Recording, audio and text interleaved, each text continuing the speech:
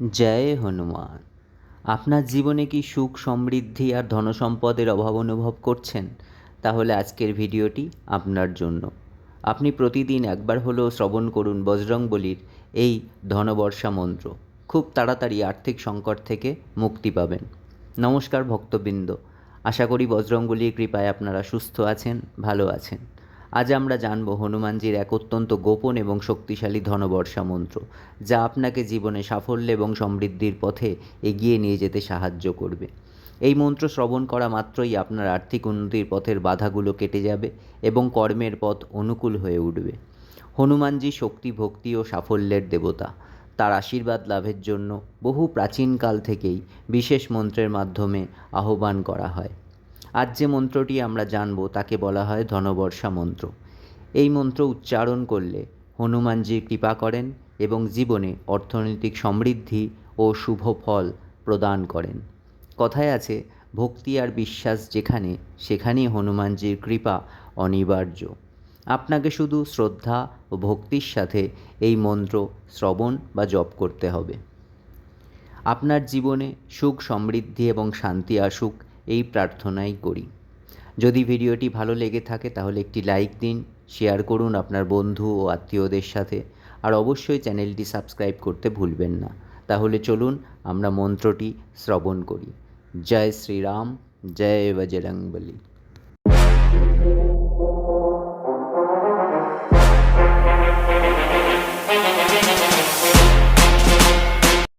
ওম নমো হনুমতে আবেশায় আবেশায় স্বাহা। ওম নমো হনুমতে আবেশায় আবেশায় স্বাহা। ওম নমো হনুমতে আবেশায় আবেশায় স্বাহা। ওম নমো হনুমতে আবেশায় আবেশায় স্বাহা। ওম নমো হনুমতে আবেশায় আবেশায় স্বাহা। ওম নমো হনুমতে আবেশায় আবেশায় স্বাহা। ওম নমো হনুমতে আবেশায় আবেশায় স্বাহা। ওম নমো হনুমতে আবেশায় আবেশায় স্বাহা। ওম নমো হনুমতে আবেশায় আবেশায় স্বাহা। ওম নমো হনুমতে আবেশায় আবেশায় স্বাহা। ওম নমো হনুমতে আবেশায় আবেশায় স্বাহা।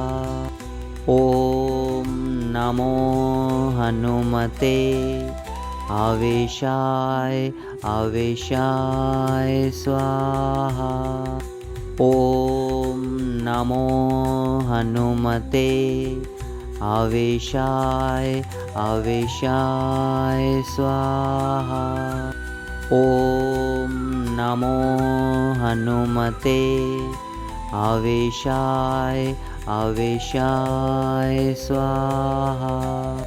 ওম নমো হনুমতে আবেশায় আবেশায় স্বাহা। ওম নমো হনুমতে আবেশায় আবেশায় স্বাহা।